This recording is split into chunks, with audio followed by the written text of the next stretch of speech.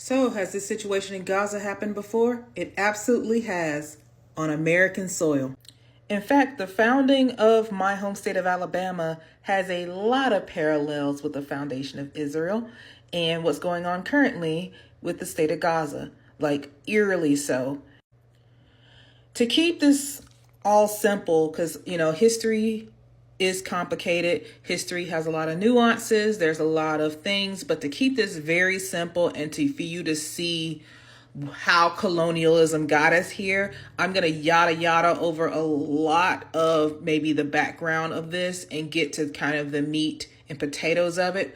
But I encourage you to please research this, because I have a feeling, especially if you're American watching this, first of all, the War of 1812 is one of those throwaway wars that you just kind of, like, you probably know maybe one or two facts about it. If you went to a really good school, you might have known that the U.S. invaded Canada, maybe. But you probably don't know pretty much anything else besides the burning of the White House and Dolly Madison saving the copy of George Washington or whatever. But yeah, there's a very fascinating history there, and it's very complicated, but also kind of stupid. And it's part of the larger European wars. But anyways, I'm already yada-yadaing way too much. So let's get into what I want to get into right now. So if you're watching this or, know anything about me, I am from Mobile, Alabama. Mobile is the oldest city in the state of Alabama. It was founded by the French in 1702 and was already it was well over 100 years old by the time it became part of the state of Alabama. Here is a little bit of that background. So in the 1760s, the French and the British were fighting in what the rest of the world calls the 7 Years' War. But to us Americans, we call it the French and Indian War. Most Americans don't really even care about the French and Indian War, besides the fact that they feel it's the precursor to the Revolutionary War that we actually care about. But from what you need to know for us in this story here is that the French lost and they had to give up my hometown of Mobile to the British. The colonized history I was taught told me basically that the French treated the native tribes of the area a little bit better than the British did. And so the natives were pretty much devastated by this loss. That is the colonized version. But the indigenous tribes ended up being the overall losers anyway. The rest of Louisiana that was west of the Mississippi River was given to Spain. I'll get back to Spain. Keep Spain in mind.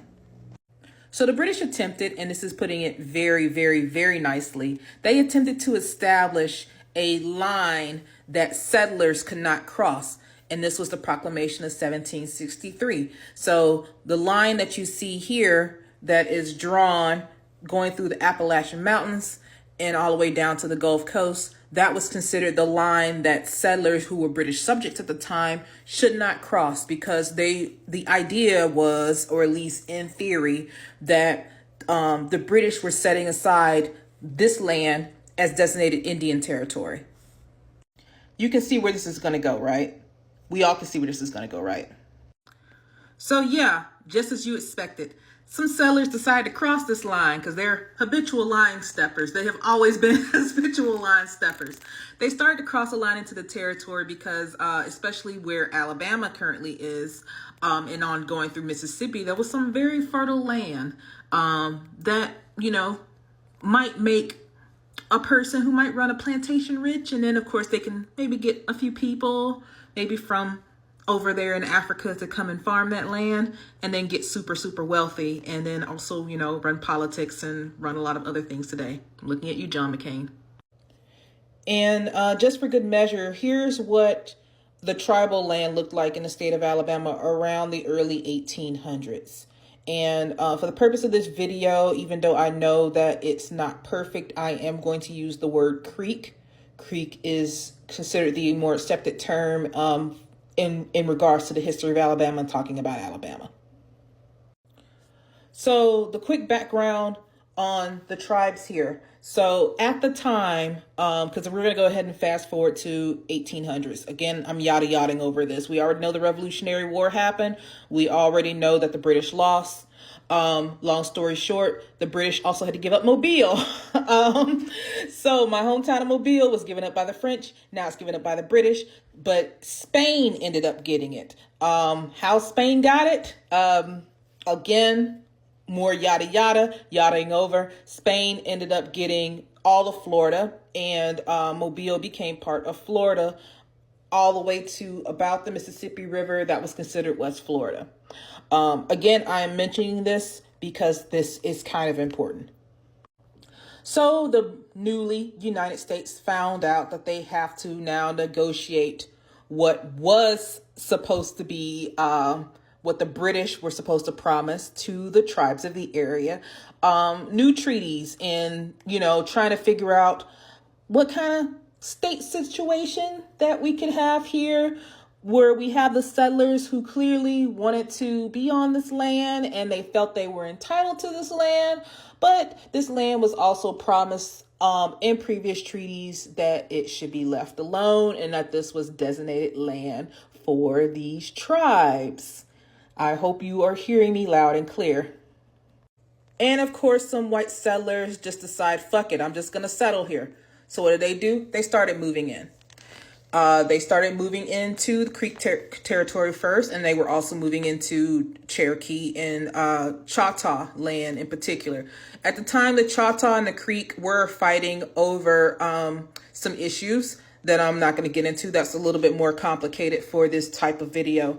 But the Choctaw and the Creek were fighting, and basically the Creek already were taking up most of what would be Alabama. So when the white settlers started to move in, that started to be a little bit more complicated. Long story short, and to simplify what is a very fascinating history, some Creek were split between, just letting the white settlers be and hoping to negotiate favorable terms with the new United States. And then the other faction. The other faction, known as the Red Sticks or the Baton Rouges, were very anti-colonists. They were very anti-settler. They were very maybe not anti-white, but they did not like the influences of the European influences that were happening in the quote unquote 5 civilized tribes. So they very actively and very violently fought against it. There's one thing I want you to kind of remember, that it was agreed upon previously that white settlers would not move into this territory. These territories were set aside for the native tribes that were in the area. That was the established previous treaties. Of course, those treaties will be broken. So fast forward to the 1810s and we got war again. We got war in Europe. We got war in, the War of 1812, and the British are pissed off again for whatever reason. Who cares about whatever that part of the War of 1812 is? I'm telling you this because the Creek Wars of 1813 and 14 are considered part of a theater of the War of 1812. And it's actually a lot more consequential than whatever happened in Washington, D.C. So to very simplify this history, I'm going to talk about 2 things the Red Sticks did, because they decided that the settlers being here, that's something that they couldn't let that stand. So they did 2 things. The first was the kidnapping of Martha Crawley that happened in 1812. And the second was the massacre at Fort Mims. Fort Mims was a fort that was about 40 miles north of Mobile that was firmly in Creek territory. So as more and more settlers moved in, they're just, they needed some protection, or at least they kept crying out for military intervention. Sounds familiar? So in the kidnapping of Martha Crawley, it looks like I'm going to have to split this into 2. That's fine. I'm going to have to split this into 2 videos, but watch the second video. But let's talk about the kidnapping of Martha Crawley. In 1812, some Red Sticks kidnapped a woman and held her for hostage. They pretty much killed everybody else who was on the settlement. The idea was to deter more settlers from coming. Of course, it backfired in a spectacular way, as you would imagine, because the United States came knocking. Please watch part 2. Hey, y'all, welcome back. So please watch part 1 before you watch this one. But if you can't and you don't have time, here's basically the gist. So I am drawing parallels between the situation in Gaza that's happening right now and the founding of the state of Alabama. Where the previous video took off, we were talking about the kidnapping of a woman named Martha Crawley, a white settler woman named Martha Crawley. So Martha Crawley's abduction did scare a lot of settlers out of the area. And the reason why it scared a lot of settlers, not completely, they didn't leave, but the reason why it did scare a lot of settlers is because of the sensationalism that was written about in the newspapers. And I'm going to go ahead and read that. So again, we are drawing those parallels, right? So here's a quote from the Nashville Clarion at the time when Martha Crawley was taken. So I'm just going to read very briefly, not all of it, but just to kind of hear some of the sensationalism that might have scared those, formerly British, but now American people. The persons killed were mostly children, and that a Mrs. Manley was shot in the knee and shot through the jaws, a little below the ears, was scalped, and arrows left in her, but not dead. That Captain Crawley's wife and another person were missing. Mrs. Manley has stated that 4 Indians came into her house at the McSween's Bottom. She had a child in her lap of 9 days old. They took the child out of her arms and threw it against the wall, and it hurt it so bad it has since dead. That they wounded her as above, and that a little boy of hers run, but was overtaken by the Indian dogs, that they danced around him and then killed him and killed the rest of her family. Now, Martha Crawley was not killed herself. She was recovered, and she did end up, I believe, being on the 1820 census.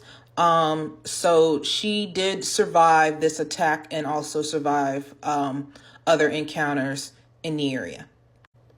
But believe it or not, this wasn't the catalyst that the United States needed to invade this area, which they were really thinking about invading this area. The catalyst was Fort Mims. Fort Mims was the primary event that struck fear into the heart of white settlers and realized that, these indigenous tribes, they were not going to go peacefully. And if they wanted to clear them out of their new entitled, God-given land, that they're going to have to do something a little bit more drastic. So here's what happened in Fort Mims. So in August 30th, 1813, a faction of the Red Sticks ambushed Fort Mims. At the time, Fort Mims was considered like a settler's post. So it was kind of like a fort that was a supply chain for moving settlers into the area. So it wasn't just it wasn't just stocked with soldiers. There were women there. There were children there. There were slaves there. About 250 people, I believe, at the time, or between 250 and 500. The numbers kind of vary, and there's a reason why the numbers vary, because again, this was used as a catalyst for other events later, which what I want to emphasize. So nobody is entirely certain how many people were at Fort Mims at the time, but it was a mix of women, of white women, white children, and enslaved people, as well as men. So yeah, as you can see by the picture here, the Red Sticks went in and just started massacring everybody, except for the enslaved people. I'm gonna get to them in a second. A more accurate number of the casualties at Fort Mims is probably somewhere between 200 and 250 settlers, mostly white women and children, but also several men. There were some people who were taken alive. Of the people who were taken alive, most of them were enslaved people who either willingly joined the Creek faction or they were enslaved into the Creek Nation. So there were those two possibilities. Basically, most of the people who were enslaved did survive this attack. And while this was maybe considered an act of war, and I think most people, historically speaking, because we're weird about how attacks work and who gets to call what a genocide, You could argue this was just a part of the theater of the war. The Creeks they were having a civil war at the time, and the white settlers were kind of putting a rock into things, but it didn't matter. This particular incident was the incident that the United States needed to invade the entire area. I want to re-emphasize that the violence that was shown at Fort Mims was supposed to be an answer to the settlers violating the treaties that were already established over and over and over again. And that the Red Sticks felt that the settlers should have not have been in the territory. They had been warned, and that all of this is just, they were causing a lot of the factions that were split between the Creek Confederacy, the Choctaw, the Chickasaw, the Cherokee, all of the native tribes. It didn't matter to the United States because the United States saw that its settlers were in danger and decided to invoke some military action. And if you had watched the previous video, you heard me mention Spain a couple of times. This is when Spain gets back into this whole thing. So the United States history sees the Creeks being allied with Spain. Spain at the time owned all of Florida. And at the time, Florida was considered from the mouth of the Mississippi River all the way down to what is current Florida today. That was all owned by Spain. Now, that was being disputed actively by the United States because of the Louisiana Purchase. In particularly, we're going back to my hometown of Mobile. Remember to watch the first video if you need any of that background. But my hometown of Mobile used to be part of Louisiana, but was not part of the Louisiana Purchase, at least according to Mobilians and according to the history in Mobile. But to the history of the United States, Mobile was part of the Louisiana Purchase. And so Fort Mims and the fact that the United States felt that they had bought Mobile, despite the fact Mobile being owned by Spain, gave the United States that reasoning to just, quote unquote, administer the whole area. So they sent troops down all the way through Mobile and all the way down to Mobile and all the way through Florida to invade and just militarily take over the entire area. Spain at the time was kind of busy with Latin America. They had their own issues with their own settlers and their own native battles, and couldn't. So they just, I don't want to say they gave up, but they were just like, it wasn't worth the fight. They could not fight this new, even though the United States was a new nation, Spain had lost so much power at this point. It just wasn't worth it for them. So that's how Florida ended up getting sold to Spain in 1821. But for the most part, Spain just kind of accepted that the United States, invaded the territory of West Florida and the rest of the territory where Fort Mims was in order to, quote unquote, bring peace to the area. And of course, the United States, one of their reasonings for doing so was they felt that Spain was helping out the Creeks kill the settlers that were in the area. Fast forward 20 more years, and now we're getting into the 1830s, and you can see where this is happening. So Fort Mims is used as propaganda for the Trail of Tears and the justification for the Trail of Tears. There are far too many settlers moving in, and this violence still tends to happen. It's happening a little bit more occasionally, but nobody wants another Fort Mims, or at least the United States doesn't want another Fort Mims. So what do? They have to forcibly move and relocate all of the natives in the area, starting with the Cherokee in Georgia and moving on out to the newly formed Oklahoma Territory. Hopefully you know what happened with the Trail of Tears, that I don't have to go over and re-emphasize how this sounds similar to Gaza and what's going on right now in Palestine. Everyone talks about how relocation is the best option, but is it? Anyways, yes, history is a circle, isn't it? Y'all have a good day.